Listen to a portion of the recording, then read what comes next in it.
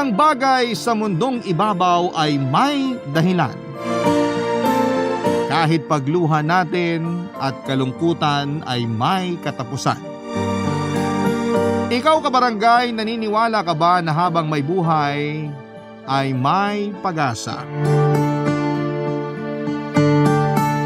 Dear Papa Dudut, bilog ang mundo.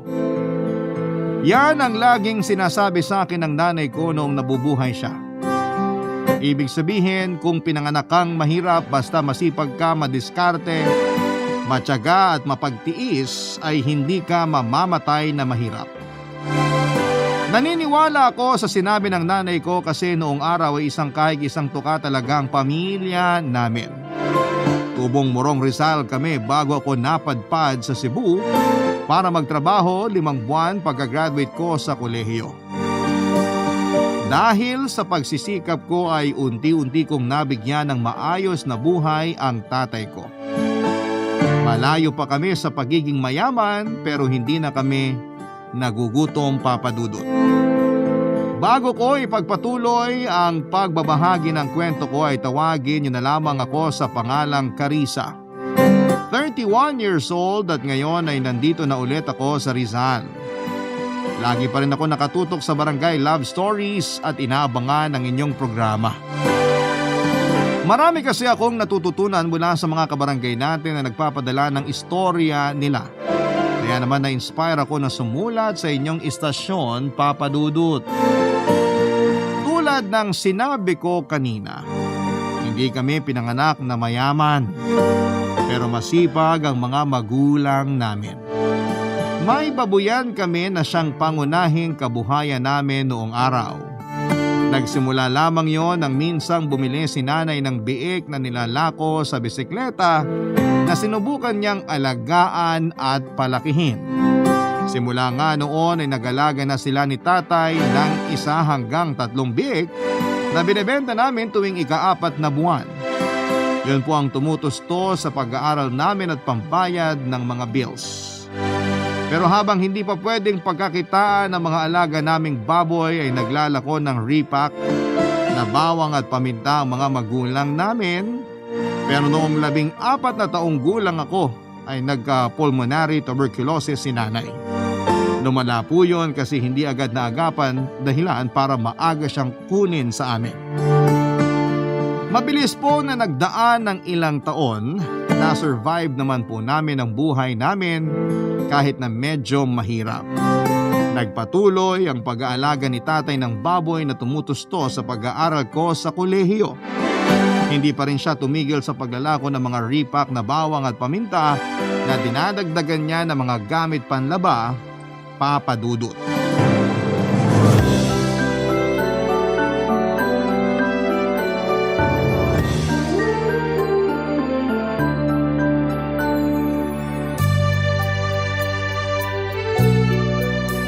Tay, kape tayo. Ay, salamat nak. Kape tayo. Sige po, Tay. Anong oras pasok mo sa school? 8:00 po. Maaga pa naman, 6:30 pa lang po. Alis ako mga 7 siguro. Maglalakad ka lang? Opo, Tay. Para exercise na rin. Gusto mo sumabay na lang sa akin? Nahiram ko yung bisikleta ni pareng Emong. May sidecar yun. Naku, Tay, ayos lang. Mabigat ako. Baka mahirapan kayo magpedal. Anong tingin mo sa tatay mo? Mahina? Mas malakas pa ako sa kabayo, oy. Hindi ko naman po sinabing mahina kayo. Pero okay lang po na maglakad ako. Tsaka, bakit po kayo nang hiram ng bike kay Manong Emong? Malayo po ba ang pupuntahan nyo? Oo, iikutin ko yung Angono sa Taytay, nak. Pupuntahan ko yung mga suki ko dun. 2 linggo rin kasi akong di nakadayo sa kanila kasi nagkasakit ako. Basta, Tay, huwag kayo masyadong magpakapagod. Kagagaling nyo lang sa sakit, baka mabinat po kayo. Oo, nak. Di ko naman pipilitin kung di ko kaya eh. Saka laking tulong ng bisikletang pinairam ni pareng Emong. May bonus pang malapad na payong. Sigurado marami ako mapagbebentahan nito. Mas marami sana kung yung tricycle ng Tia Luz mo yung nahiram ko. Kaso alam mo namang di ako pahihiramin nun. Hayaan nyo po, pag nakagraduate ako at nakapagtrabaho, Pag-iipunan ko yung pambili natin ng tricycle nyo. Promise po yan. Nako, salamat kung ganun. Pero wag mo na munang isipin yun. Pagtuunan mo ng pansin yung sarili mo pag nakapagtapos ka na ng pag-aaral. Pwede ba yun? Siyempre kayo po ni Jet yung inspirasyon ko, kaya ako magtatapos sa pag-aaral, Tay. Hindi na po ako makapaghintay na makatulong sa inyo. Salamat kung ganun, pero kaya ko pa naman. Naaawa lang po ako sa inyo. Lalo na nung nagkasakit kayo kasi naulanan kayo sa paglalako.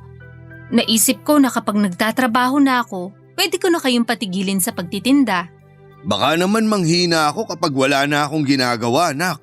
Pwede kayong mag-alaga na lang ng baboy. O di kaya magtindahan para hindi na po kayo lalakad ng malayo sa pagtitinda. Mas okay po yun.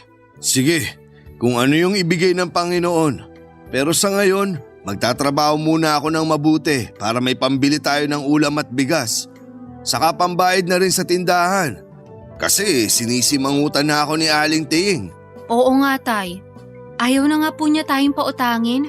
Naiintindihan ko naman kasi negosyo niya yun. Basta nak, magsikap ka sa pag-aaral mo para di ka tumulad sa akin, ha? Hamak lang na tindero at nag-aalaga ng baboy. Hindi naman po hamak yung trabaho nyo. Marangal po yun. Lagi ko po kaya kayong binibida sa mga classmate ko. Sinasabi ko sa kanila na meron akong napakasipag at madiskarteng tatay. Proud po ako sa inyo, Tay. At masaya po ko kasi kayo ang tatay namin ni Jet. Proud din ako sa inyo ng kapatid mong yun, nak. At sigurado ako na proud din ang nanay nyo kung saan man siya naroroon.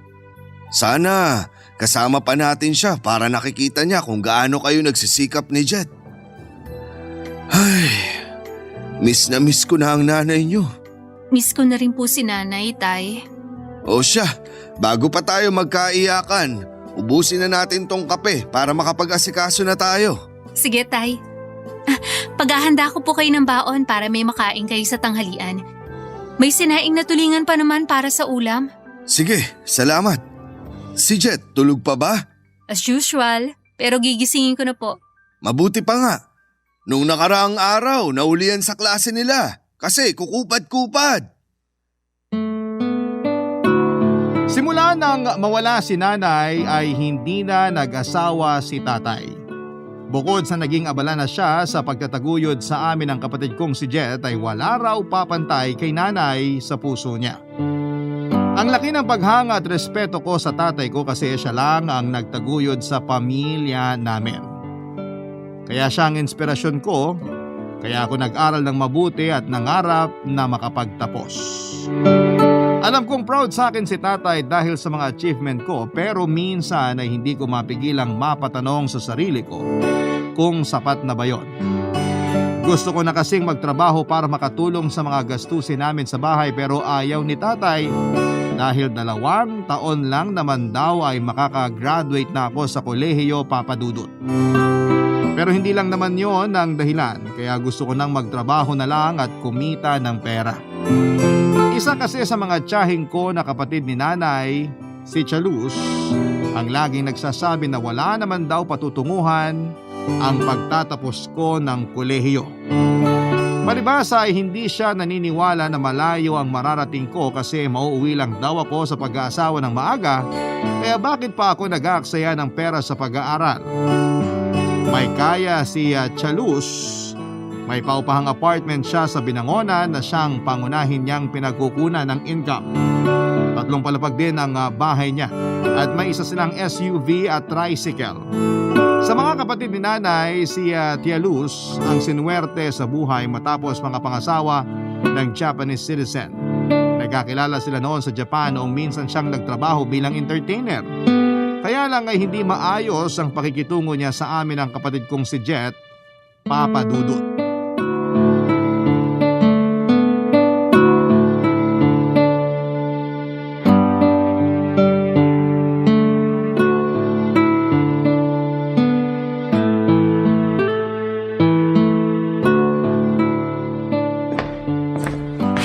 Uy, tamang-tama. Sarap nito.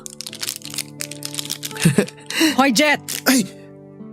Tia Luz, kayo po pala. Oo, ako nga. Ano yung tinatago mo sa likod mo? Patingin? Ha? Wala po. Anong wala? Patingin sabi! Alam ko may ninakaw ka kaya ayaw mo ipakita sa akin. Grabe naman po kayo sa ninakaw.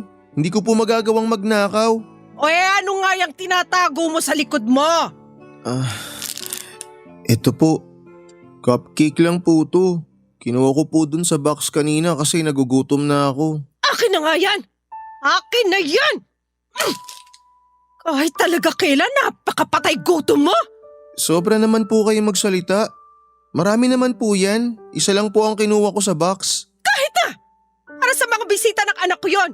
Hindi yung para sa'yo. Ano pong para sa akin dyan? Kanina pa po ako naghuhugas ng mga kaldero na pinaglutuan nyo ng handa pero hindi nyo pa po ako pinakakain. Problema ko pa ba yon? Bakit hindi ka kumain sa inyo bago ka pumunta rito? Pambihira! Pati ba naman pagkain mo sa akin mo pa itatanong? Tiya naman kung makapagsalita kayo parang hindi nyo ako pamangkin ah. Tsaka ang dami ng handa nyo. Hindi ko naman mauubos lahat yun. Wala akong pakialam kahit pamangkin kita. Pumunta ka rito para magtrabaho at hindi para kumain. Kapal na mukha mo. Tia Luz, ano po nangyayari rito? Bakit niyo po sinabihan na makapalamukha ng kapatid ko? Nagtanong ka pa talaga. Totoo namang pareho kayo makapalamukha niyang kapatid mo. Nagugutom lang naman ako kaya ako kumuha ng isang cupcake ate. Tapos bigla nang nagalit si Tia Luz. Parang dragon na bumubuga ng apoy. Kung ano-ano nang sinabi sa akin. Anong sinabi mo? Sinong dragon? Kayo po. Jet, ano ba? Tiyahin pa rin natin siya. Huwag mong bastusin. Nakakainis na kasi ate. Kala mo kung sino porke mayaman at may pambili ng pagkain. Kung ayaw nyo akong pakainin, di kayo maghugas ng mga kaldero nyo. Hoy! Saan ka pupunta? Uuwi na ako sa amin. Jet naman. Tignan mo nga yung kapatid mo. Naturingan nag-aaral pero napakabastos. Pasensya na po kayo, Tia. Pagsasabihan ko na lang po si Jet pag uwi sa bahay. Aba dapat lang. Pero tapusin mo muna yung mga hugasin doon. Dalian mo. Opo.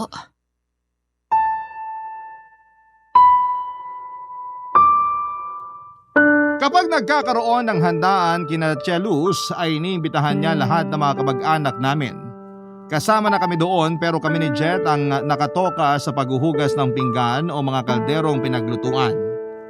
Minsan ayaw na lang namin pumunta pero sinasabihan kami ni tatay na baka magtampo si Tia.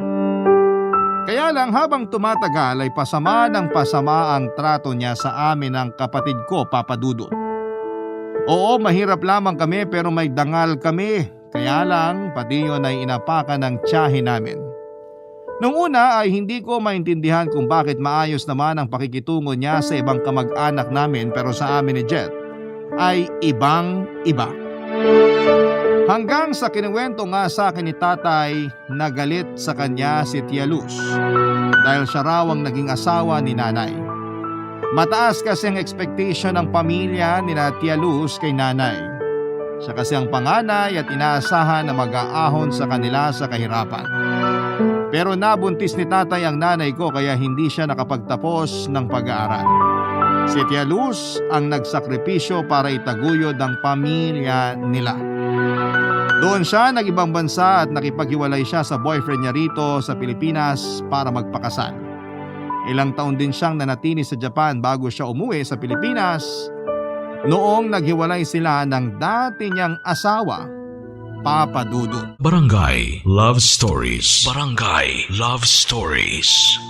Ayaw ko naman na baliwalain ang pagsasakripisyo ni Tia Luz para sa pamilya nila. Pero hindi naman tama na sa amin niya ibunto ng galit niya sa mga magulang namin, Papa Dudut.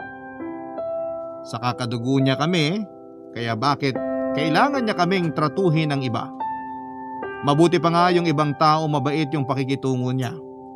Tapos sa amin ni Jet ay daig pa yung pulubin na namamalimos ng pagkain kung pagdamutan niya. Sa kabila ng lahat ay hindi ako yung klase ng tao na mapagtanim ng galit. Hindi rin kami tinuruan ng mga magulang namin ng ganon kaya sa abot ng makakaya namin ng kapatid ko, kami na lamang ang umuunawa kay Tia Luz. Minsan lang talaga ay napipikon si Jet sa tiyahin namin kaya inaasar niya pero pinagsasabihan ko naman yung kapatid kong yon. Isang araw ay kumalat ang isang sakit sa lugar namin at naapektuhan ang husto. ang mga alaga naming baboy. Marami rin sa mga kapitbahay namin na may babuyan ang namatayan ng baboy. Kabilang na ang mga alaga namin kaya malaking lugi talaga yon sa amin, Papa Dudut. Bukod doon, yung perang kikitain sana pag nabenta ang mga alaga namin ang gagamiting pambayad sa tuition fee ko sa susunod na semestre. Pero dahil namatay, ang mga baboy namin ay wala na kaming maibebenta. Kaya nangutang si tatay kay Tia Luz ng pang-enroll ko, wag lamang akong mahinto sa pag-aaral. Kapalit noon ay naguhugas ako ng pinggan at naglilinis sa bahay nila hanggat hindi pa nakakabayad si tatay, Papa Dudut, sa kanyang pagkakautang.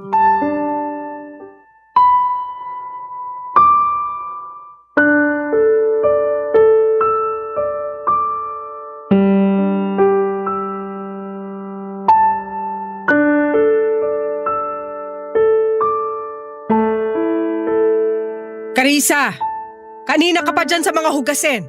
Hindi ka pa rin tapos? Pasensya na po, kasi simula ko pa lang kasi. Naglinis pa po ako ng bakuran nyo. Marami po akong winalis sa mga dahon tsaka nagdampot din po ako ng dumi ng mga aso nyo. Anong pinupunto mo? Na makalat tong bahay namin? Po, hindi po. Pinapaliwanag ko lang kung bakit kasi simula ko pala maghugas ng mga pinggan. O anong pakialam ko sa paliwanag mo? Dapat kasi inuna mo yan bago yung pagwawalis sa bakuran at paggawa ng kung ano-ano. Kanina pa yung mga hugasin dyan, siguradong nanigas na yung mga kanin sa plato. Kaya nga po binabad ko muna saglit para madali ko makuskus. Ano? Nagsasayang ka lang ng oras sa ginagawa mo. Kuskusin mo na yan. Wala akong pakialam kung masugatan ka sa tigas na mga kanin dyan sa pinggan. Basta tapusin mo na yung paghuhugas mo kasi maglalaba ka pa. Po? Anong po? Bingi ka ba, Carissa? Hindi po, pero seryoso kayo? Paglalabahin niyo po ko? Bakit hindi? Hindi niyo naman po ako katulong, Tia Luz. Tsaka paglilinis lang ng bakuran at paghuhugas ng pinggan yung napagkasunduan natin gagawin ko rito sa bahay niyo. Hindi na po kasama dun yung paglalaba. At bakit ka nagre-reklamo? Alalahanin mong may utang sa akin yung tatay mo kaya wala kang karapatang magreklamo. Babayaran naman po ni tatay yung utang niya sa inyo. Hindi niyo naman po kinakaltas dun yung paglilinis at paghuhugas ko ng pinggan. Kaya bakit niyo ako paglalabahin ng mga damit niyo? Aba, bakit ganyan ka kumakasagot? Baka nakakalimutan mong tsahin mo ako. Nag-aaral ka pa naman pero wala kang respeto? Hindi ko naman po kayo binastos eh. Sinabi ko lang po yung totoo. Tsaka opo, kiyahin ko nga po kayo. Pamangkin niyo ko. Pero bakit parang ibang tao naman yung turing niyo sa akin? Nagtatanong ka pa talaga alam mo naman yung rason. Sa tuwing nakikita ko kayo ng kapatid mo, naaalala ko yung nanay niyo. Kasalanan talaga ng mga magulang niyo kung bakit ako yung kinailangang kumayod na parang kalabaw nung araw makaahon lang sa kahirapan yung pamilya namin. Kung hindi kasi siya nag-asawa na maaga tapos ang inasawa niya pa yung tatay niyong mas mahirap pa sa daga. Matagal na po nangyari yun, tsaka wala na po si nanay. Hanggang ngayon hindi niyo pa rin po siya napapatawad. Tsaka wag naman po kayo magsalita ng ganyan sa tatay namin. Kasi kahit mahirap lang kami, masikap at masipag naman po si tatay. Kahit kailan hindi ko mapapatawad yung nanay niyo. Tsaka dapat lang na magsipag sa pagtatrabaho yung tatay niyo. Kasi wala kayong pera, no? Pasalamat ka nga sa akin kasi kung hindi ko kayo pinautang, di hindi ka makakapag-aral. Tsaka sigurado ka ba makakapagtapos ka sa college? Bakit naman po hindi? Kasi nga marami na sa mga kabataan ngayon yung pinipili na lang mag-asawa para makatakas sa kahirapan. Nag-aanak, tapos lalo naghihirap kasi mahirap din yun na pangasawa. Sigurado ako na ganun lang din mangyayari sa'yo. Hindi po totoo yan. Kasi may pangako ako sa sarili ko na magtatapos ako ng college at magtatrabaho para matulungan si tatay. Kaya kahit na anong sabihin nyo, hindi po ako makikinig sa inyo. Sa'yo talaga nagbana yung kapatid mo, no? Suwail, mahilig sumagot. Kaya kayo mahirap Mga bastos kayo. Sinasabi lang po namin yung totoo. Hindi po yun pambabastos. Excuse me po, kasi maghuhugas na ako ng mga plato. Kahit po pinakita kong kaya ko ay umiyak pa rin ako matapos ang engkwentro namin ng tiyahin ko. Pero mas pinili kong hindi sabihin kay tatay ang pang-aabuso nito sa akin. Ayoko na kasing dagdagan yung iniisip niya at alam ko na maging siya ay nakarinig ng hindi magandang salita kay Tia Luz bago siya nito pinautang. Pero pikit mata niya lamang yung tinanggap, wag lamang akong huminto sa pag-aaral. Sa kabila ng lahat ay naririnig ko pa rin sa isipan ko ang mga sinasabi sa akin ng tiyahin ko, lalo na yung tungkol sa pag-aasawa ko ng maaga, Papa Dudut. Gusto kong magtampo at magalit sa kanya dahil wala naman siyang kakayahang makita ang hinaharap ko. Hindi siya manghuhula, kaya wala siyang karapatan na pangunahan ang mangyayari sa akin. Saka hindi ko priority ang pag-aasawa dahil gusto ko pang makapagtapos ng pag-aaral at matulungan ang tatay namin. Ang unfair lang kasi kung sino pa yung mga taong kadugo mo, sila pa yung mga walang bilib sa'yo. Tapos kung husgahan ka nila, akala mo ay kilalang kilala ka na nila. Kaya masama ang loob ko kay Tia Luz matapos niyang sabihin sa akin ang mga katagang yon at iparamdam na wala kaming karapatang umasenso, Papa Dudut.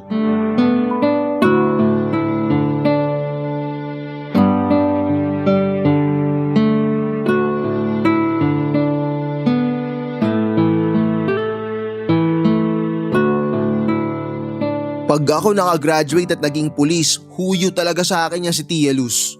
Ano bang sinasabi mo, Jet? Yung totoo, yun lang ang sinasabi ko. Kasi naman sumusobra na yung pagiging kontrabida niyang tsahin nating yan eh. Kung makapagsalita sa atin ng di maganda, akala mo kung sino siya. Sa bagay, masyado mainit ulo niya sa atin kahit wala naman tayong ginagawang masama. Hindi ko rin maintindihan kasi mabait naman tayo sa kanya. Sinusunod natin yung gusto niya. At kahit na ganun ang sinasabi niya sa atin, hindi tayo nagtatanim ng galit. Hindi kasi yun ang turo ni nanay at tatay sa atin. Pero ako ate, inis talaga ako kay Tia Luz. Kasi akala mo kung sino magsalita palibasa may pera. Naku, pag ako talaga yumaman. Baka sa kakaganyan mo, hindi ka payamanin ng Diyos ah. Bakit naman hindi? Hindi naman ata makatarungan yun. Si Tia Luz nga nagkapera eh. Tapos ako hindi pwede. Sawang-sawa na ako sa pagiging mahirap. Siyempre, kasi kung gagamitin mo sa hindi mabuti yung pagiging mayaman mo, baka nga hindi na yung magkatotoo. Kailangan kahit na ginawan ka pa rin na masama ng kapwa mo, hindi mo yun gagawin sa kanya pabalik. Naniniwala naman ako na makakaahon tayo, na magiging maayos ang buhay natin. Pwede mangyari yun kasi nagsikap tayong umasenso at wala tayong inaapakang tao. Kaya tigilan mo na yung mga sinasabi mo kay Tia Luz. Alam ko naman yun ate. Di ko lang mapigilan yung sarili ko kasi sobra na talaga siya. Gusto kong patunayan sa kanya na hindi totoo yung mga sinasabi niya tungkol sa atin. Alam mo ba yung isa pang kinagagalit ko sa kanya? Sinabihan niya ako na hindi daw ako makakagraduate kasi makakabuntis lang daw ako at magkakaanak ng maaga. Magiging pariwara daw ang buhay nating dalawa, lalo na ako kasi bulakbul daw ako. Talaga? Oo, sinabi niya yun. Anong sabi mo? Sinabi ko sa kanya na tigilan niya yung kapupuna sa akin. Imbis na ako yung pinapansin niya, pagtuunan niya ng pansin yung anak niyang lalaki para makita niya kung sino yung mas bulakbul sa amin. Kasi kung makapag-cutting class yun, wagas. Huy, sinabi mo talaga yun? Oo, bakit ko naman pipigilan ang sarili ko? Wala lang, ang tapang mo kasi. Nasa katwiran kasi ako ate. Masyado siyang bulag-bulagan sa mali ng anak niya. Tapos pagdating sa atin, todo po na siya. Parang siya'y nagpapaaral sa ating dalawa kung makapagsalita. Daig pa niya si tatay. Sige nga ate, sabihin mo nga sa akin. Tama ba yun? Mali. Kasi mabuti sana kung nakakatulong sa atin yung mga sita niya. Kaso hindi. Tsaka isa pa, hindi naman totoo yung mga pinagsasabi niya tungkol sa atin eh. Lakas niya mag-imbento ng kwento. Sinabihan din niya ako na hindi rin ako makakagraduate kasi magkakaasawa raw ng maaga. Kita mo na? Napaka talaga niyang tsahin natin na yan. Nakakabuisit. Oh, kalma ka lang. Kitang-kita ko na yung ugat mo sa mga mata oh. Seryoso, nakita mo? Joke lang. Ate, hindi ka naman makausap na matino eh. Nakakainis. Huwag ka na kasing gigil masyado kay Tia Luz. Baka hindi alam marami na pala siyang pinagdadaanan kaya ganun ang ugali niya. Wala akong paki sa mga pinagdadaanan niya. Hindi lisensya yon para siya maging maldita. Daig niya pa yung mga kontrabida sa GMA ah. Hindi na natin mababago yung ugali ni Tia.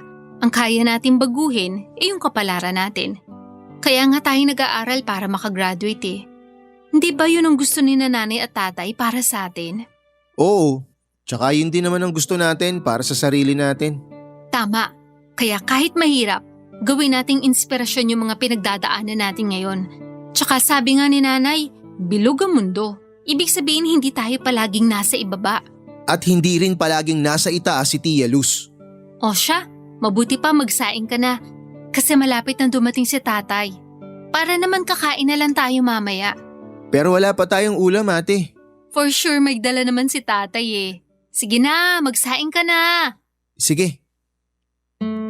Naiintindihan ko kung bakit galit si Jet kay Tia Luz. Pero sa abot ng makakaya ko ay pinagsasabihan ko siya na huwag magtanim ng sama ng loob sa tiyahin namin. Pero minsan, ang lakas talagang mamikon ng tiyahin namin yon. Nagpatuloy ang paghuhugas ko ng pinggan at paglilinis ng bahay ni Tia Luz hanggang sa makabayad si tatay ng perang inutang niya rito. Tinis ko ang lahat ng mga masasakit na sinabi ng tiyahin ko kasi alam ko na hindi naman habang buhay ay magiging tagahugas lamang ako. Nagsikap po ako sa pag-aaral at hindi nagtagal ay nagbunga yon nang makapagtapos ako sa kolehiyo pagkalipas ng 2 taon. Sobrang saya ng tatay ko nang ialay ko sa kanyang diploma ko at kitang-kita ko ang ismid at irap sa mata at mukha ng tiyahin ko kasi hindi siya makapaniwala na nakapagtapos ako sa pag-aaral, Papa Dudut. 5 buwan din akong nagtrabaho sa isang maliit na private company sa Rizal bago ako nag-decide na pumunta ng Cebu. Nakakita kasi ako ng opportunity doon kaya naman hindi na ako nagpatumpik-tumpik pa. Nagpaalam ako kay tatay at pinayagan naman niya ako basta mag-iingat lang daw ako. Nagtrabaho ko bilang marketing officer sa isang pharmaceutical company doon. Ako na rin, Papa Dudut, ang nagpaaral kay Jet na nooy malapit na rin makapagtapos sa kurso niyang criminology at nagpatuloy ngayon hanggang nakapag-training na siya ng mga panahong yon, Papa Dudut. Barangay Love Stories. Barangay Love Stories. Hindi pa kami mayaman pero malayo na sa dating isang kahig isang tuka ang aming pamumuhay, Papa Dudut. At kahit mahirap mapalayo sa pamilya ay tiniis ko yon para masuportahan sila. Bukod kasi sa pagiging regular employee ko ay rumaraket po ako bilang isang English tutor online. Ginagawa ko yon sa loob ng 4 na oras sa gabi pag uwi ko galing sa trabaho. Kailangan ko kasing madagdagan ang income ko para matupad ko yung pangarap ni tatay na mapaayos yung bahay namin at makabili ng tricycle para sa kanya. Kapag may pagkakataon ako makapagbakasyon ay umuwi ako sa Rizal para makita sina tatay at Jet. Na noong panahon na yon ay ganap ng pulis ang kapatid ko at katukatulong ko na rin sa buhay. Marami po kasi kaming pangarap na gusto naming tuparin. Isa na nga po doon yung pagpapaayos ng bahay namin. May isang beses na umuwi kami sa amin para magbakasyon ay nabalitaan ko ang mga kamalasang dumapo sa pamilya ni Tia Luz ko. At lahat ng yon ay ikinuwento sa akin ni Jet at tatay, Papa Dudut.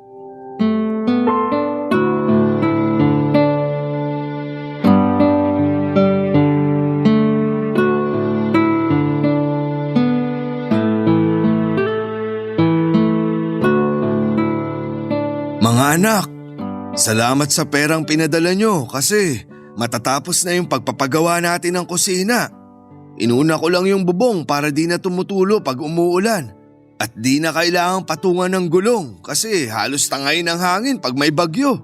Nakakatuwa kasi malayong-malayo na yung itsura ng bahay natin ngayon sa dati. Oo nga, hindi na natin kailangan mag-alala lalo na kapag umuulan.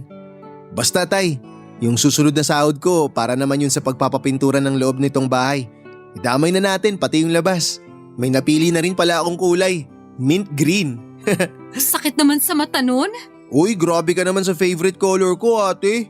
Sige, basta mint green yung kulay ng loob. Tapos yung kulay ng labas, si ate mo papiliin mo. Sige tay, kayo bahala. Ganun na lang diskarte natin. Okay na sa akin yung simple lang. Kayo na po ang bahala, tay. Kasi hindi ako magaling tumingin sa ganyan. Sige, pero wag nyo rin kalimutan mag-enjoy sa mga pera nyo ha. Kasi baka wala na kayong magastos dahil panay kayo bigay sa akin. Tay, huwag kayong mag-alala. May pera pa naman po ako.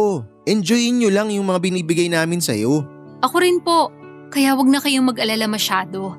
Kasi napag-usapan namin ni Jet na project namin tong bahay natin. Pagtutulungan po namin to hanggang matapos at may ayos. Ang swerte ko talaga sa inyo. Salamat ulit mga anak. Walang anuman po, Tay. Naalala ko lang, nag-chat po pala sa akin si Tia Luz. Nangungumusta po siya. Nagtaka nga po ako kasi hindi niya naman gawain yun. Pero nireplyan ko naman po ng okay lang. Buti ka nga ate, nire-replyan mo Kasi ako, hindi. Takot ako Baka kasunod nun, mangutang bigla. Jet naman, wag mo namang sabihin yan. Basta ate, huwag ka masyado maging mabait dun. Kasi kung hindi mo pa nababalitaan, wala nang pera yung tsahin nating yun. Naghihirap na siya. Ha? Hindi ko nabalitaan yan Paano nangyari na wala na siyang pera? Winaldas nung anak niya sa sugal. Tapos pati yung tsahin mo mismo, nalulung na rin. Anong sugal? Kasino. Ginagabi na raw doon tapos kulang na lang doon na matulog. Nakakalungkot kasi nagbenta at nagsanla na rin yun ng ibang gamit nila. Inalok pa nga ako kung gusto kong bilhin yung rice cooker at blender nila Kinuha ko na rin kasi naawa ako. Wala na raw silang pangkain. Hanggang ngayon nandyan pa. Di ko naman magamit yung blender pero yung rice cooker ginagamit ko. Sayang naman kasi. Hanggang ngayon po ba nagsusugal pa rin si Tia? Hindi na kasi wala na siyang pera Lagi ngang pumupunta yun sa bahay para mangutang. Hindi na rin kasi siya sinusuportahan ng anak niya. Matapos lumayas sa bahay na tanga yung iba niya pang pera sa mga alahas. Hala, kawawa naman po pala si Tia Luz. Grabe naman yung anak niya. Sinabi mo pa. Awang-awa nga ako sa kanya kasi lagi na lang malungkot. Umiiyak o kaya nakatulala pag nadadaanan ko rin sa bahay nila. Baka yun na yung karma niya.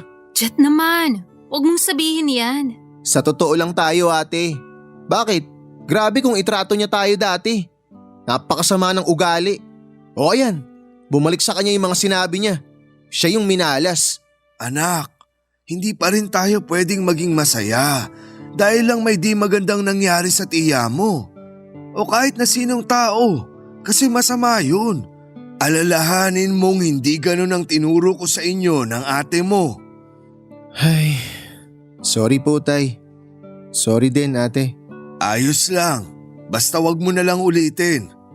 Pinapasabi rin pala ng tiya nyo na sorry daw sa mga nasabi niya noon sa inyo at sa pamilya natin. Hiyang-hiya raw siya kasi di niya akalain nakakaramahin siya. Ay, hindi ko kayo pinapwersang makipagbati sa tiyahin nyo kasi alam kong di talaga maganda yung pinagdaanan nyo sa kanya. Kayo na rin bahala kung kakausapin nyo pa siya mga anak. I-chat ko po si Tia Luz. Kukumustahin ko siya. Kawawa naman po kasi siya, Tay. Lalo na mag-isa na lang siya sa bahay nila ngayon. Sige nak, mabuti pa nga.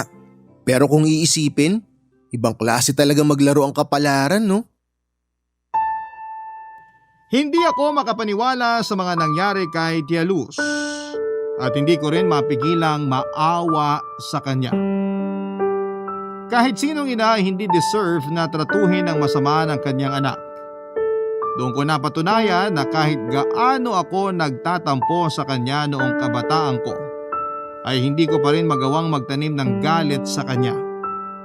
Gusto ko siyang tulungan pero hindi ko alam kung paano magsisimula.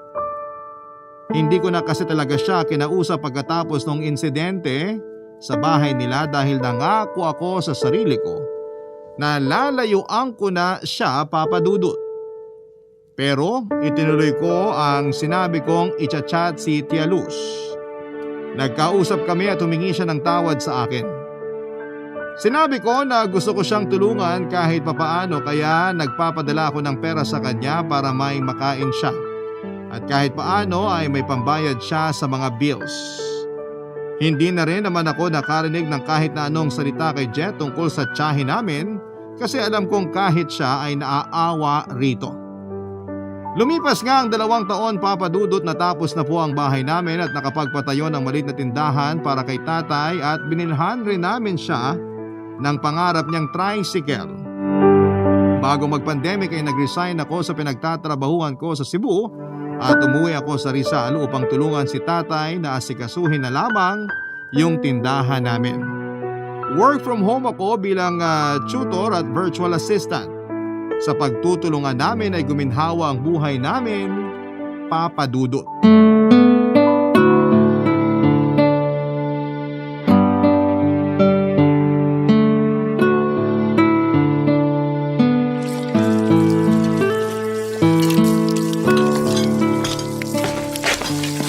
Tia Luz, ako na po dyan.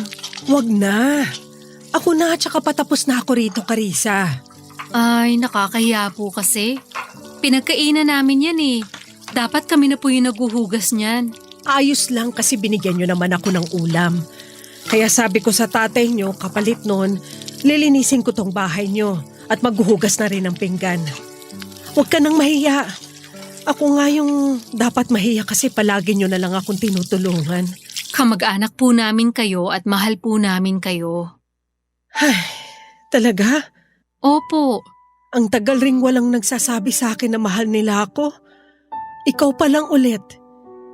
Yung iba kasi nating kamag-anak galit sa akin eh. Akala ko nga pati kayo ni Jet at ang tatay mo galit sa akin kasi nga naging masama ako sa inyo nung araw. Di ba, sabi ko nga po napatawad ko na kayo. Tsaka hindi naman po kami nagalit sa inyo. Nagtampo lang po. May karapatan naman kayo magalit sa akin. Ang pangit nung trato ko sa inyo noon. Kaya siguro ako minalas at kinarma ngayon. Ewan ko ba kung bakit ako ganun? Yung bang tipong kahit nakakaangat naman ako kaysa sa inyo, hindi pa rin ako masaya. Siguro ganun talaga dahil kinain ako ng galit at hindi ako marunong magpatawad. Tia, umupo nga muna kayo. Salamat. Gusto niyo po ba ng tubig? Kuha ko kayo. Sige, Carissa. Sandali lang po. Salamat. Tamang-tama medyo sumisikip kasi yung dibdib ko. Hindi ako makahinga. Eto po, inumin niyo muna.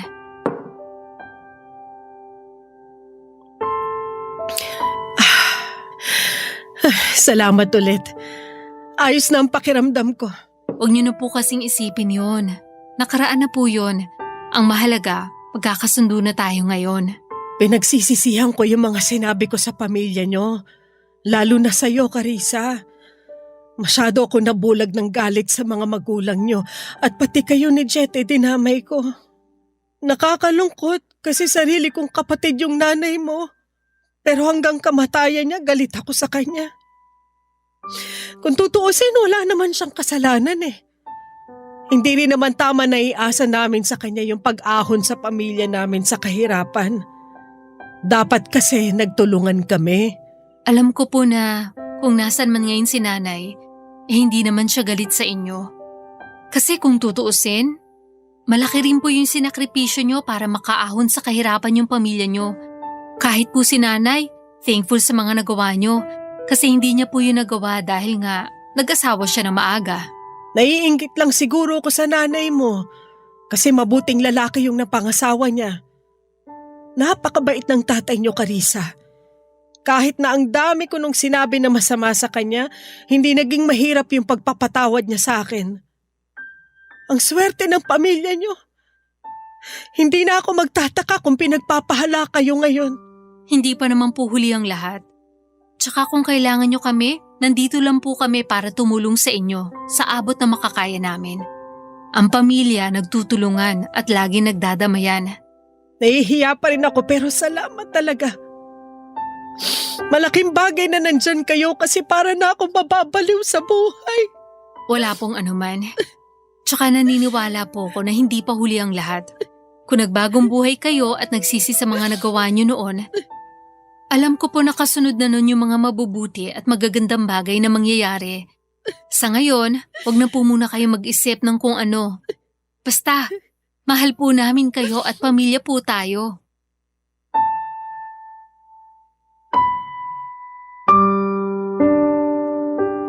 Iba yung luwag sa dibdib at gaan sa puso kapag marunong kang magpatawad sa mga taong nakagawa ng kasalanan sa iyo.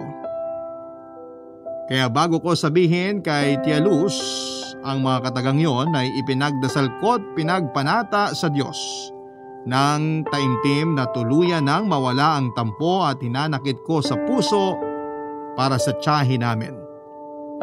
Kasi kahit pagbalik-balik ta rin kumaan ang mundo ay pamilya pa rin kami at magkakadugo. Sa kabilang banda ay alam ko rin na kapag sumusobra na ang isang tao sa pagiging masamang ugali nila kahit na kamag-anak mo pa sila ay wala namang masama na putulin ang relasyon ninyo sa isa't isa lalo pat nawawalan ka na ng peace of mind. Sa kasalukuyan ay welcome si Tia Luz sa bahay namin, Papa Dudut, pero madalang na lamang yung pagbisita niya kasi abala na siya sa pananahe sa bahay niya. Binilhan ko po siya ng makinang pangtahi para meron siyang pinagkakabalahan at pinagkakakitaan. Gumagawa po siya ng mga shorts at damit pambata, kurtina at basahan na binibenta niya sa tapat ng bahay niya. Kaya nga ako na lang ang dumadalaw sa kanya sa bahay niya para mangumusta. Tapos kapag Sabado at Linggo ay ini-invite namin siya na sa bahay magtanghalian at maghapunan. Sa kabuuan ay naging mas lalong maayos at mabuti ang relasyon namin sa isa't isa, Papa Dudut. Hanggang dito na lamang ang sulat ko at maraming salamat po sakaling maiere ang istorya ng buhay ko sa Barangay Love Stories. God bless po and more power sa inyong number 1 FM radio station sa Mega Manila. Ang Barangay LS 97.1 ng inyong forever kapuso at kabarangay, Carissa. Nagustuhan ng iyong napakinggan? Ituloy yan via live stream sa www.gmanetwork.com/radio.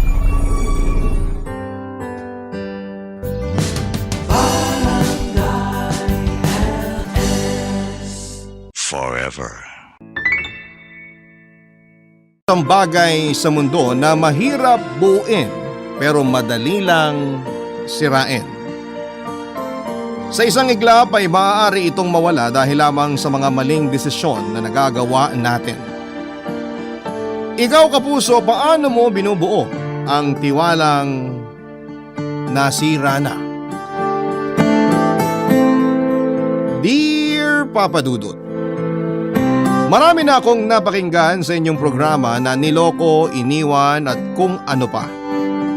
Lagi akong galit kapag ang mga letter sender ninyo ay hindi ginagamit ang utak para ayusin ang problema nila.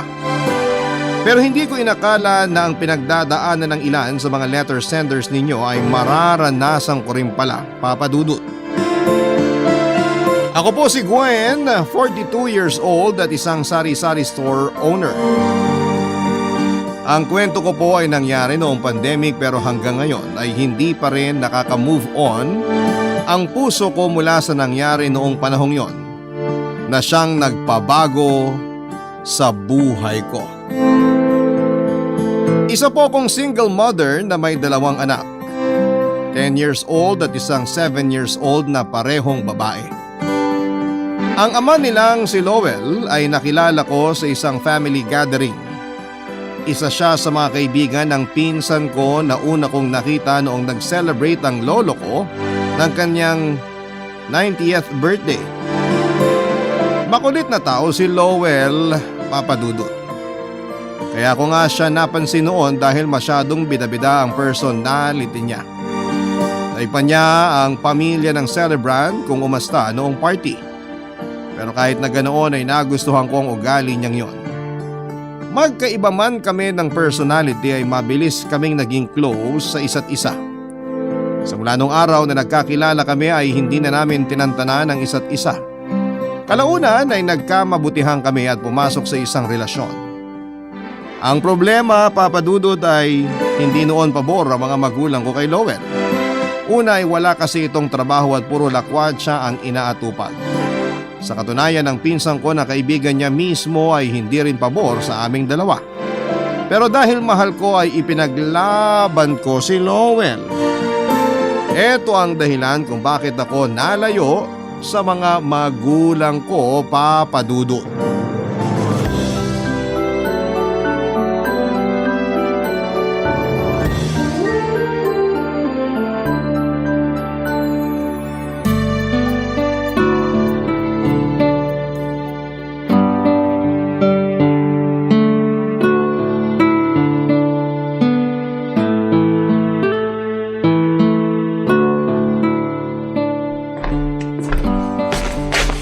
Han, magpahinga ka muna dyan. Kanina ka pa nagbubuhat ng gamit natin. Heto yung lalagyan mo, pinuno ko ng tubig. Uminom ka muna. Salamat, Han. Unahin ko na lang muna itong mga gamit sa kusina para makapagluto tayo ng pagkain. Marami pa bang gamit sa labas? Konti na lang. Yung nabili ko lamesa at upuan na lang yung mga kailangang ipasok. Mabuti na lang nakahanap tayo ng mumurahing gamit, ano? Oo nga eh. Second hand pero matibay pa naman.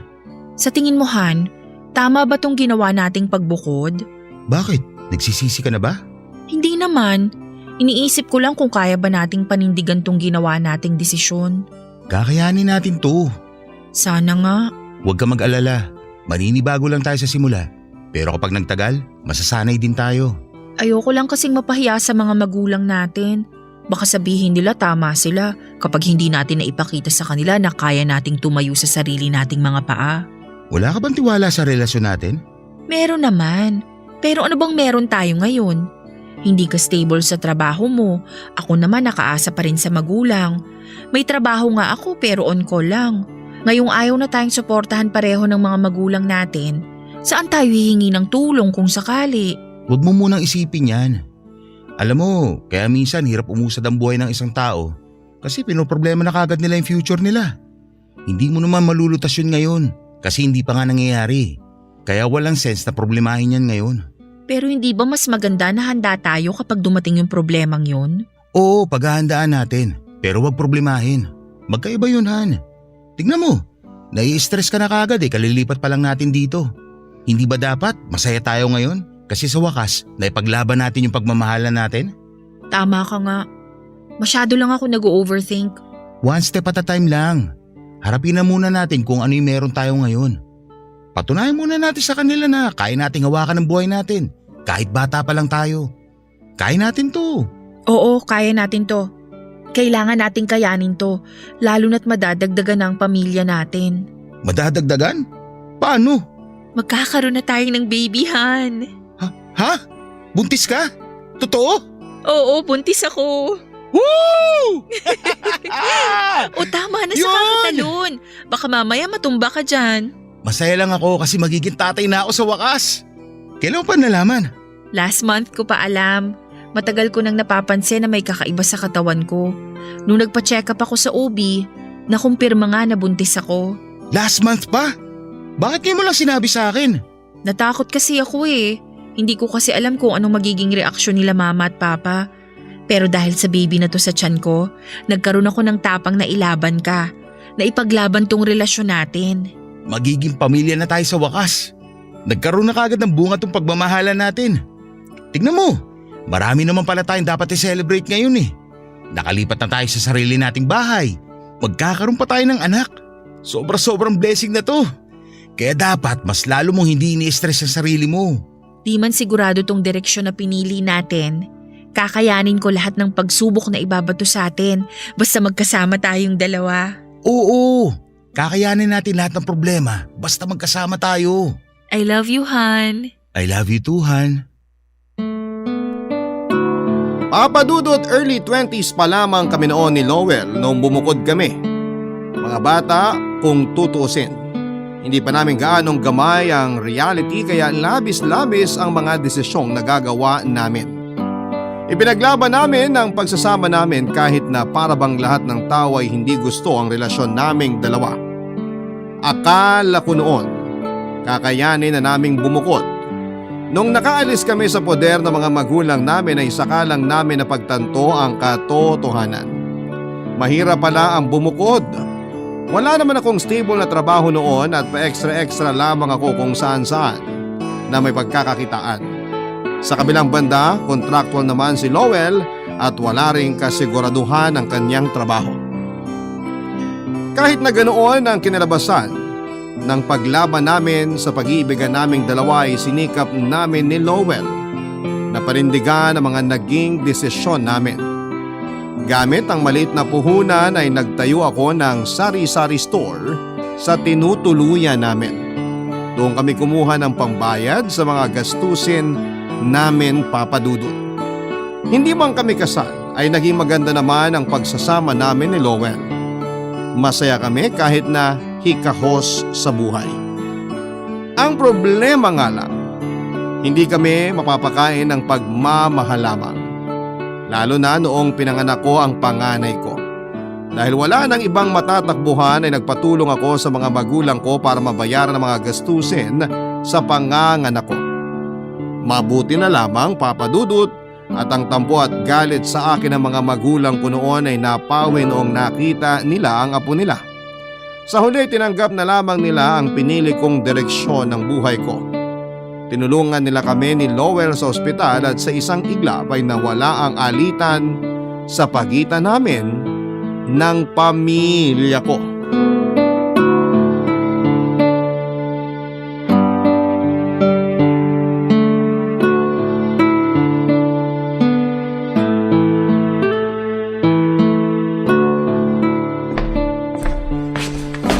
Han, bihis ka. Saan ka pupunta? Mag-grocery ako. Paubos na yung mga paninda ko sa store. Talaga? Parang kailan lang nung huling namili ka ng paninda mo ah. Dumami yung bumibili sa atin kasi nagsara yung store dun sa may kanto. Ganon? Bakit daw nagsara? Di ko alam eh. May sakit ata yung may-ari. Wala nang magbabantay kaya nagsara na lang sila. Sayang naman. Matanda na rin kasi yun. Nung bagong lipat lang tayo, marami na siyang nakukwento sa akin na nararamdaman niya sa katawan. Eh di wala na tayong kakompetensya niyan. Wala na nga. Magandang balita yan para sa atin. Gusto mo, samahan kitang mamili? Wag na. Walang magbabantay sa bata. Eh di dalhin na lang natin. Tapos kain tayo sa labas pagkatapos. Hindi pwede. Kailangan kong maglinis dito sa bahay pagkatapos kong mamili. Bakit? Maayos naman tong bahay ah. Darating mamayang hapon sina mama at papa. Gusto raw nilang bisitahin ang apo nila. Kaya kailangan kong linisin lahat ng sulok para wala silang masabi. Eh di ba kakabisita lang nila last week? Namiss nila yung bata eh. Wala tayong magagawa. Tignan mo nga naman. 3 years ago, tutol na tutol sila sa pagsasama natin. Pero ngayon, hindi na sila magkandaugaga sa anak natin. Ibig sabihin lang nun, napatunayan na natin sa kanila na tama ang ginawa nating desisyon. Tama na ipinaglaban natin ang isa't isa. Wala pa tayong napapatunayan, Han. Sa estado natin ngayon, hindi ko pa masasabi na may napatunayan na tayo. Lumambot lang ang puso ng mga magulang mo dahil nagkaroon sila ng apo. Pero sa tingin ko, kung hindi tayo nagkaanak, hindi pa rin magbabagong isip nila. Bakit mo naman nasabi yan? Kasi ako mismo, hindi satisfied sa kung anong meron tayo eh. Nangako ko sa'yo na bibigyan kita ng maayos na buhay. Pero tignan mo, hindi ko pa yung nagagawa hanggang ngayon. Maayos naman ang buhay natin ngayon ah. Oo, maayos nga pero malayo naman sa ipinangako ko noon. Hindi ito yung buhay na inaasam ko para sa atin. Siguro nga wala pa tayo sa buhay na inaasahan mo. Pero darating din tayo doon. Marami pa tayong pagsasamahan. Marami pa tayong oras para mas mapabuti pa ang buhay natin. Kung sa bagay, tama ka. Tsaka bigla kang out of character ah. Hindi ba dapat ako yung praning tapos ikaw yung nagbibigay ng assurance sa akin? Di ba ang motto mo nga sa buhay? Huwag problemahin hanggat hindi pa dumarating. Bakit biglang yan ang iniisip mo ngayon? Naisip ko lang kasi na sa 3 taong pagsasama natin, dapat kahit papano may maipakita na tayo sa mga tao na pagbabago. Pero tingnan mo, hanggang ngayon wala pa akong maayos na trabaho. Medyo nakakahiya lang sa parte ko dahil marami rin ako ipinangako sa mga magulang mo. Hinahanap na ba nila yung mga pangakong yun? Hindi naman, di ba? Hindi rin naman ako nagrereklamo sa estado ng buhay natin ngayon. Ang mahalaga sa akin, maayos tayong pamilya. Isa pa, masaya na rin sina mama at papa na may apo na sila. Yung mga pangakong sinasabi mo, sabay na lang nating gagawin sa mga susunod pang taon. Tama ka. Hindi ko nga ugali na problemahin yung mga problemang hindi pa dumarating. Pero pangako ko sa iyo, Han, maghahanap ako ng mas maayos na trabaho. Tutuparin ko mga pangako ko sa iyo at sa mga magulang mo. Basta lagi mong tandaan, nandito ako na nakasuporta sa iyo. Salamat. O siya, sige, alis na ako. Han, ikaw na lang kaya maglinis ng bahay habang namimili ako para wala akong masyadong isipin pag uwi ko. Oo, sige. Ako nang bahala. Mag-iingat ka. Tawagan mo lang ako kapag kailangan mo ng tulong.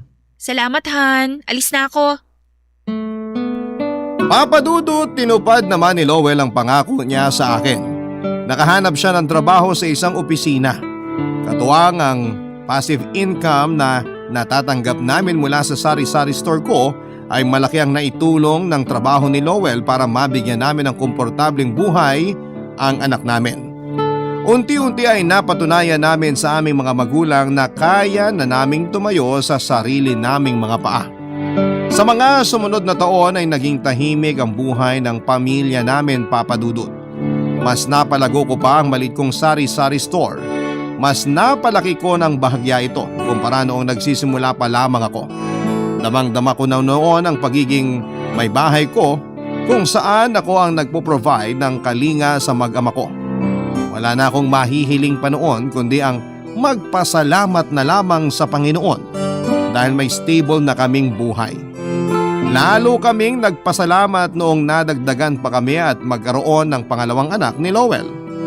May mga maliliit na problema man na dumarating ay agad din naman naming naaayos. Hanggang sa dumating ang hindi inaasahang pagkakataon. Taong 2020 ay binalot ng virus ang buong mundo.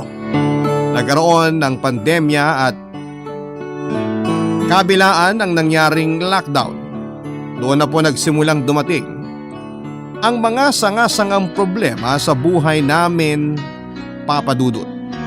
Mga problemang hindi ko lubos maisip na mangyayari sa aming dalawa ng mga panahong yon na halos magpagiba ng aming relasyon.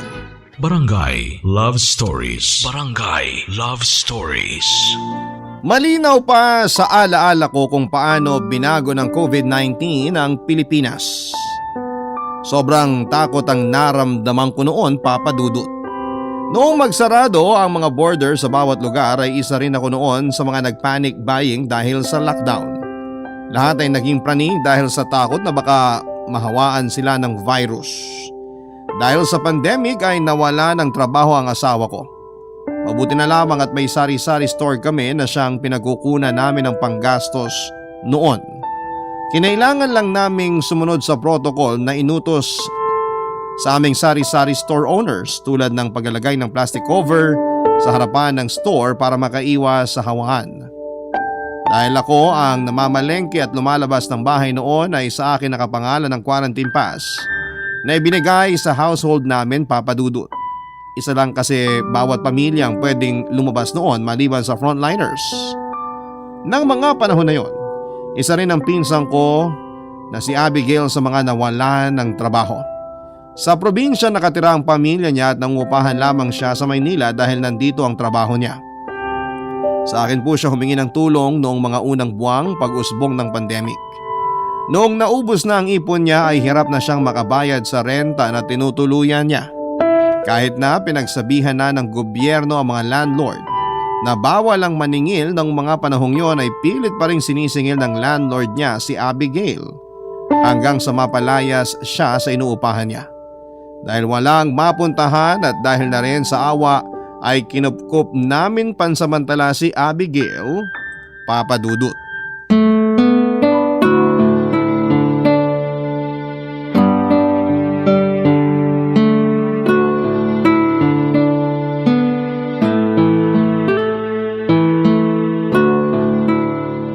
Ang ganda naman pala ng bahay niyo, Ate Gwen. Pagpasensyahan mo na at maliit lang tong bahay. Naku, walang problema sa akin.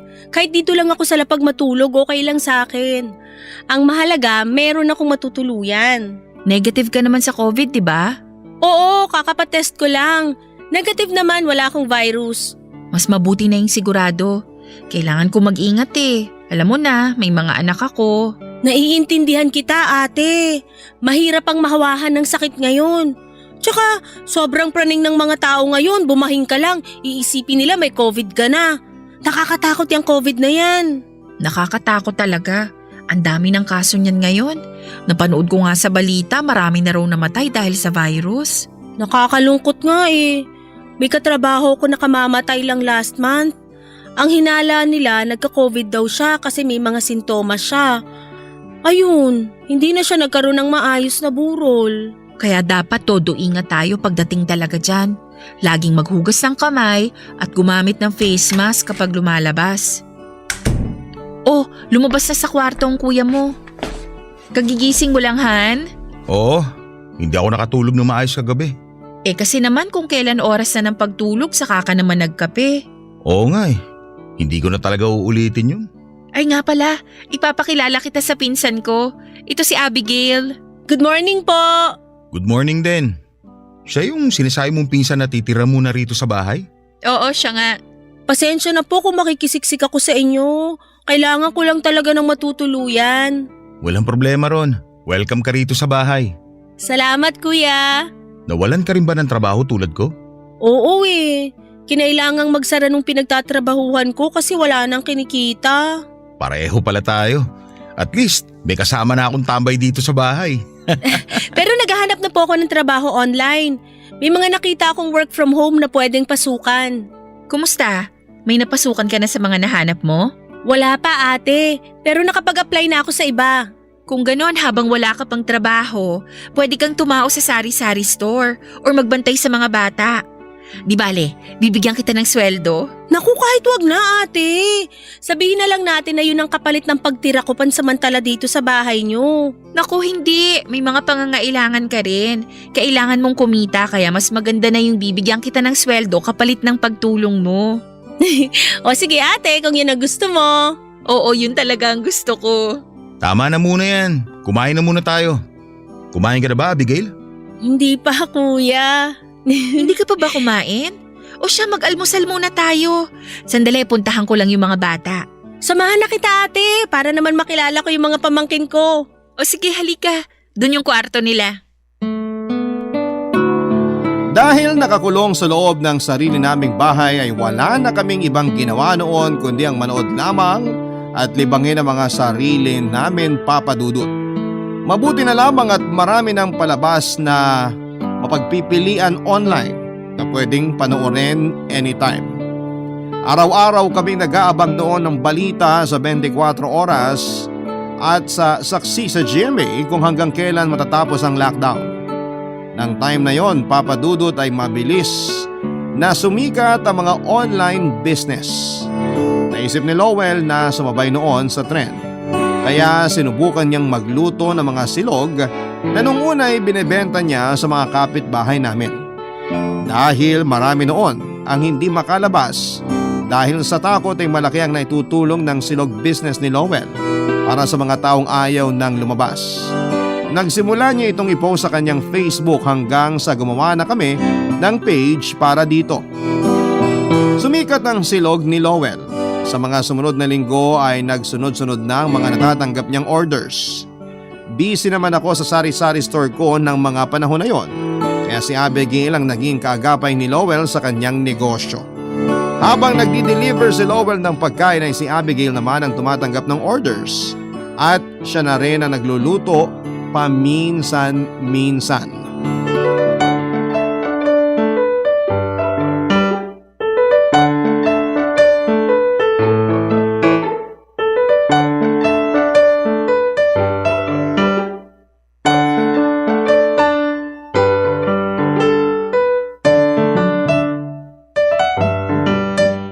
Abigail, paabot naman ako ng kawali dyan.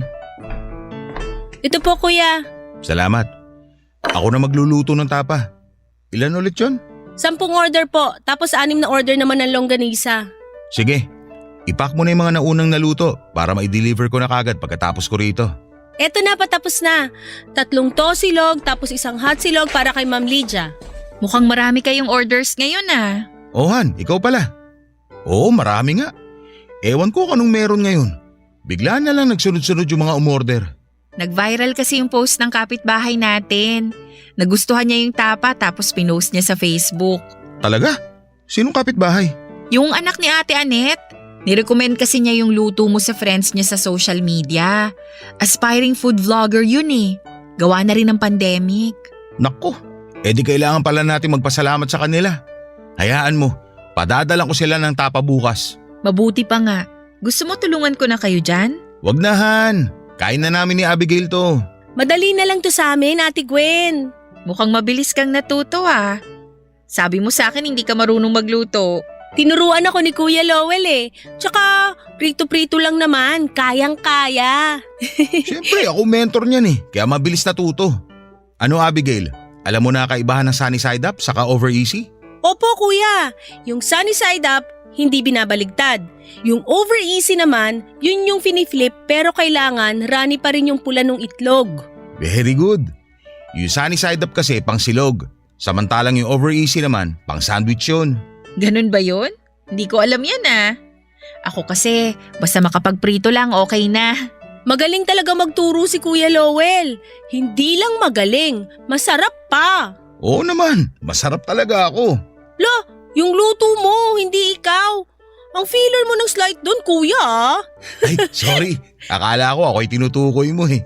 Hay nako, magluto ka na lang ng tapa dyan. Patunayan mo sa mga bagong customer na masarap nga yung trending na tapa mo. Siyempre masarap to. Masarap yung nagluluto eh.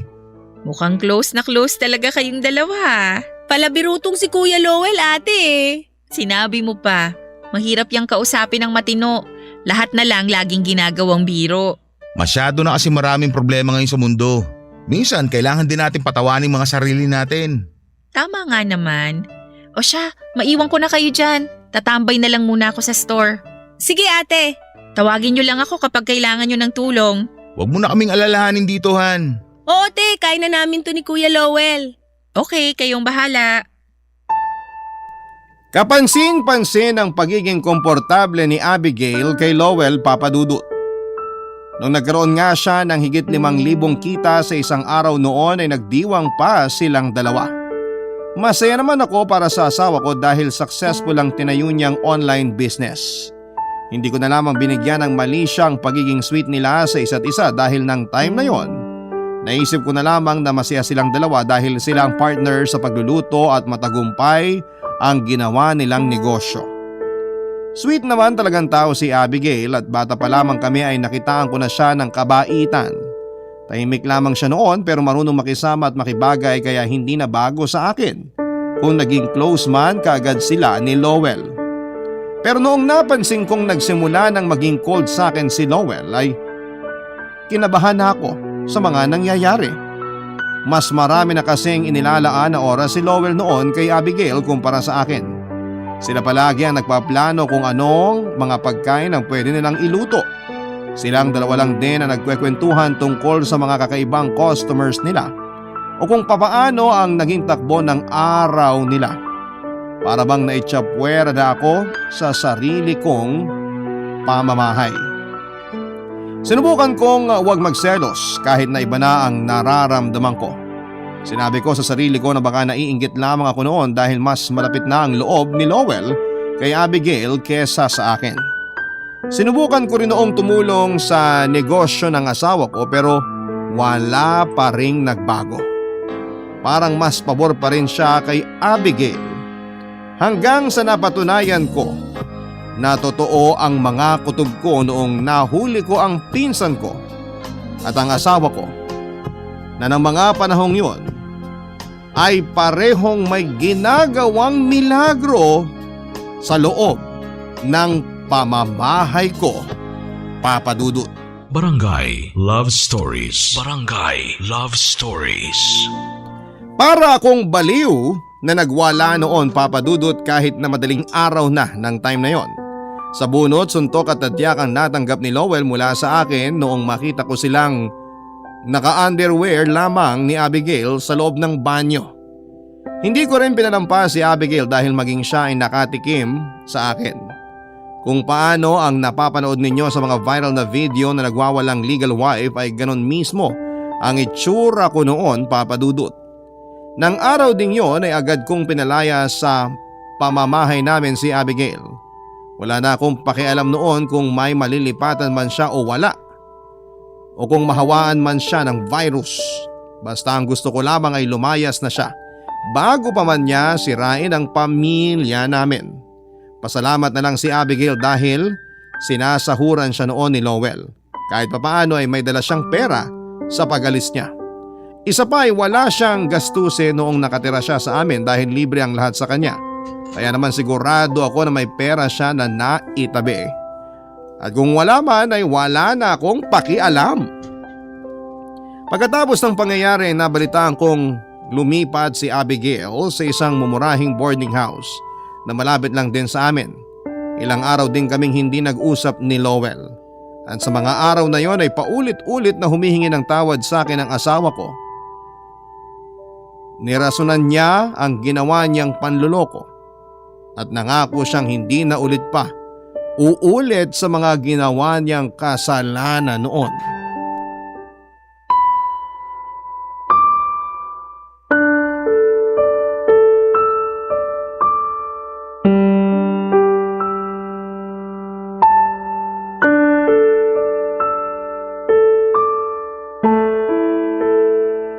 Han, ang sarap nitong niluto mo. Teka, wala ka ng ulam. Lagyan kita sa plato mo. Ayan, kain ka lang, Han. Hindi mo pa rin ba ako kikibuin hanggang ngayon? Han naman, kausapin mo na ako. Alam kong galit ka, naiintindihan kita. Naiintindihan? Ngayon mo lang ako naiintindihan kung kailan galit na ako? Bago ka nagloko, hindi mo ba inintindi o inisip man lang kung ano yung maaaring mangyari dahil sa pagtataksil mo? Inaamin ko naman na nagkamali ako. Kahit hindi mo aminin. Mali ang ginawa niyo ni Abigail, Lowell. Kaya huwag kang umasta na parang utang na loob ko pa sa'yo na umamin ka sa ginawa niyong kalaswaan. Anong gusto mo, maging proud ako na aminado kang manluloko kang hayop ka? Isa pa, hindi ka umamin. Nahuli kita. Han, hindi nang ibig ko sabihin. Nagkamali ako, oo. Kaya nga humingi ako ng tawad sa'yo. Patawarin mo na ako sa nagawa ko. Huwag mong itrato tong issue natin na parang nakabasag ka lang ng pinggan. Anong tingin mo, isang sorry lang maaayos na lahat? Hindi ganun yun, Lowell. Kasi ibang bagay ang binasag mo. Alam mo kung ano?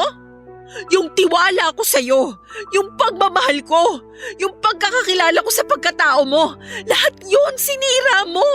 Alam ko naman na hindi ganun kadaling maayos tong gulong pinasok ko.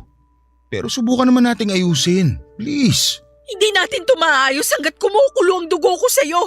Makita ko lang yung pagmumukha mo. Nagngingit-ngit na ako sa galit. Bumabalik agad sa isip ko yung nakita ko. Dito pa mismo sa pamamahay natin. Sa parehong bubong kung saan natutulog ang mga anak natin. Paano mo yun nagawa? Napakawalang iya mo! Han, huminahon ka. Baka marinig tayo ng mga bata. Bakit nahihiya ka? Ngayon nahihiya ka sa mga anak mo. Pero nung magkasama kayo ni Abigail sa CR, ni katiting nahiya, hindi ka man lang dinapuan? Ayoko lang isipin ng mga bata na nag-aaway tayo. Iniisip mo na yung mga bata ngayon? Talaga? Nasa isip mo ba yung mga anak mo nung niluluhuran ka ni Abigail? Nasaan sila nun, Lowell? Ha? Nasaan? Alam mo kung bakit lalo akong nagagalit sa'yo? Kasi grabe ka kung maghugas kamay. Please lang huwag mong gamitin ang mga anak natin para lang ihingi ng kapatawaran yung ginawa mong kawalang iyan. Mas dinadagdagan mo lang ang galit ko sa'yo. Ano bang gusto mong gawin ko? Hindi ko na alam kung saan ako lulugar eh. Umaamin na nga ako sa kasalanan ko, galit ka pa rin. Inaayos ko na nga itong problema natin, hindi pa rin mawala yung galit mo. Ano ba talaga, Gwen? Sabihin mo, ano bang kailangan kong gawin? Huwag kang magloko. Huwag mo akong pagtaksilan. Huwag mo akong lukuhin. Yun yung mga dapat na ginawa mo. Yun dapat ang ginagawa ng matinong tao. Maging tapat kang asawa, yun lang ang gusto ko. Huwag kang magalit na galit ako sa'yo.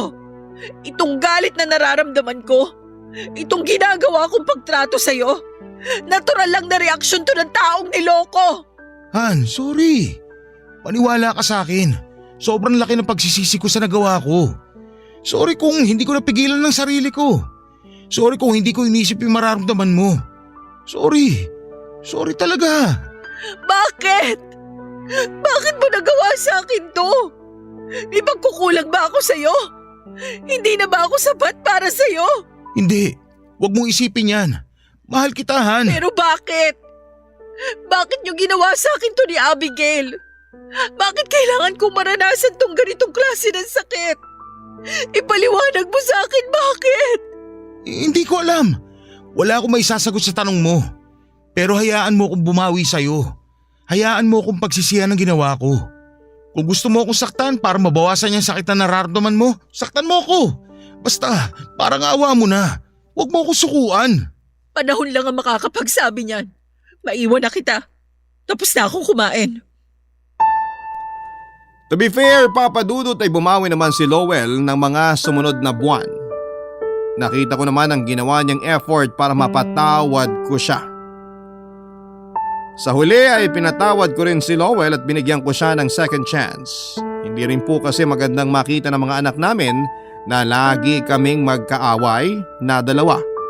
Hindi healthy sa isang pamilya kapag nag-aaway ang mga magulang, kaya pinilit ko ang puso ko na magpatawad. Pagkalipas ng isang taon ay medyo lumuwag na ang restrictions sa lugar namin. Paunti-unti ay dumarami na ang mga lumalabas. Unti-unti na rin nagbukas ang ilang mga establishments sa area. Ipinagpatuloy ni Lowell ang silog business niya dahil malakas ito sa masa. Nang time na yon, dahil nami-miss na niya ang paglabas-labas, ay palihim nang nakikipagkita si Lowell sa mga kaibigan niya para makipag-inuman.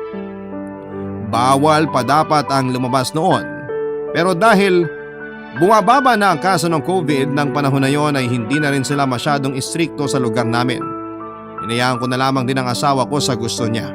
Basta ang mahalaga ay nagsusuot siya ng face mask kapag lumalabas. May dala din siyang alkohol at sinabihan ko rin siya na gumamit ng sariling baso kapag nakikipag-inuman. Agad ko rin pinagsisihan ang pagpapabaya kong yon, Papa Dudut. Sa mga sumunod na araw ay nakatanggap na lamang kami ng balita na isa sa mga kainuman ni Lowell ang nag-positive sa COVID. Dahil dito ay na-quarantine ang mga taong nasa inuman at laking gulat ko na lamang noong nalaman kong isa rin pala si Abigail sa mga na-quarantine, Papa Dudut.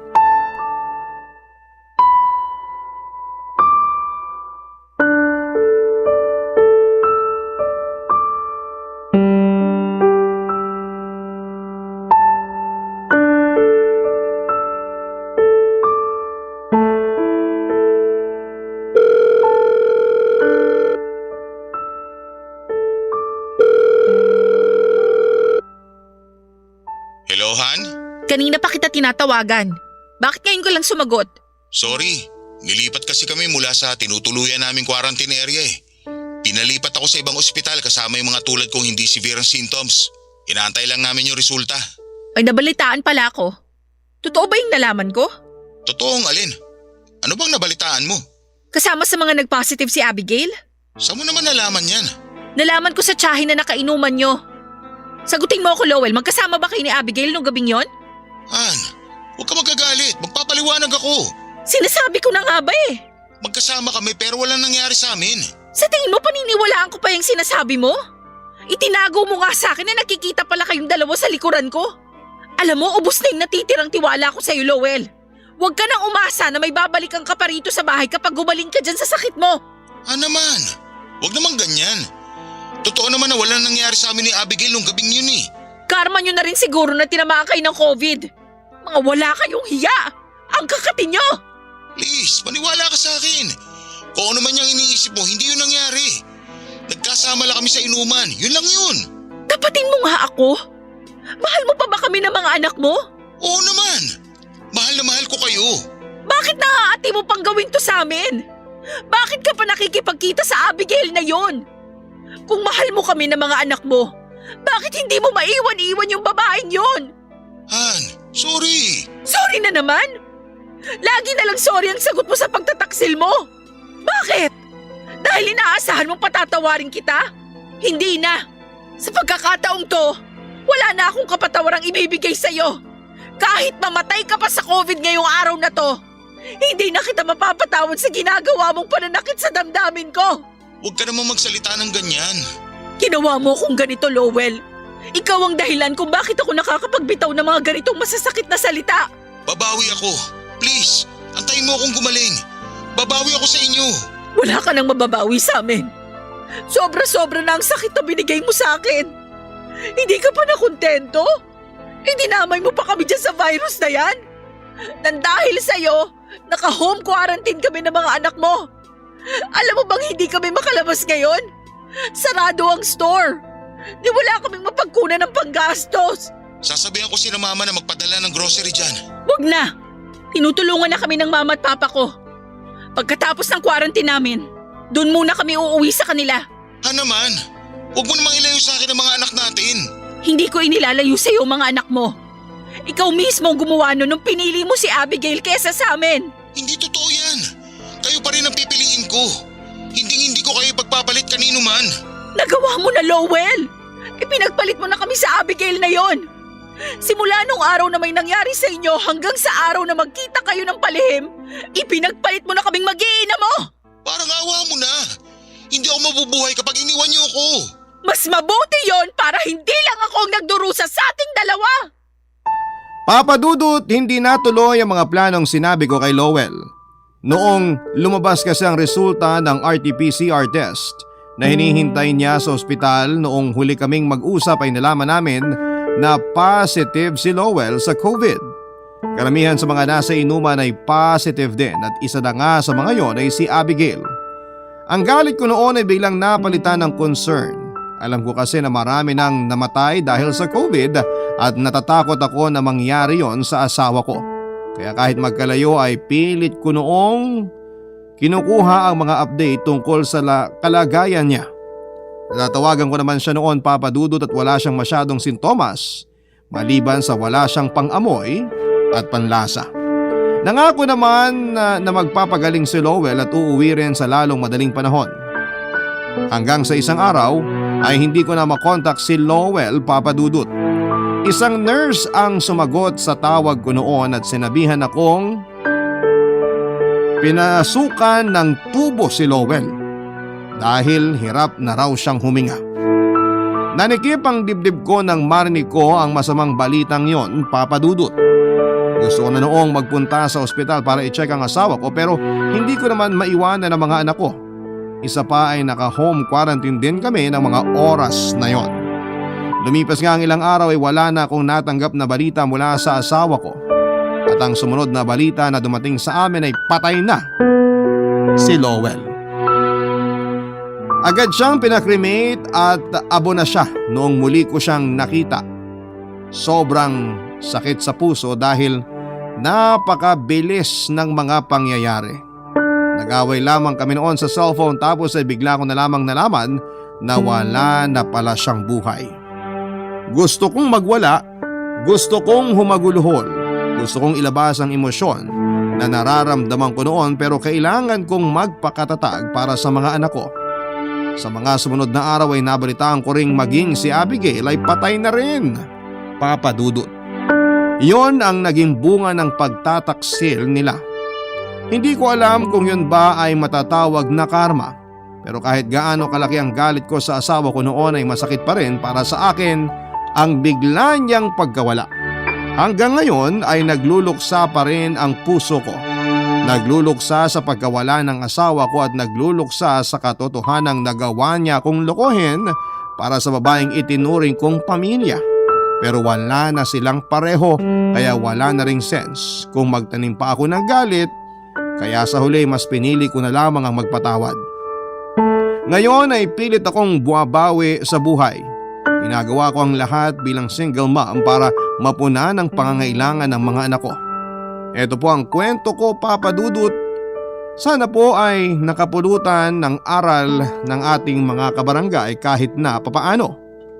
Magandang araw po sa inyo at nawa ay patuloy na mamayagpag ang Barangay LS at ang Barangay Love Stories. Ang inyong forever kapuso, Gwen. Nagustuhan ng iyong napakinggan? Ituloy yan via live stream sa www.gmanetwork.com/radio. Barangay LS 97.1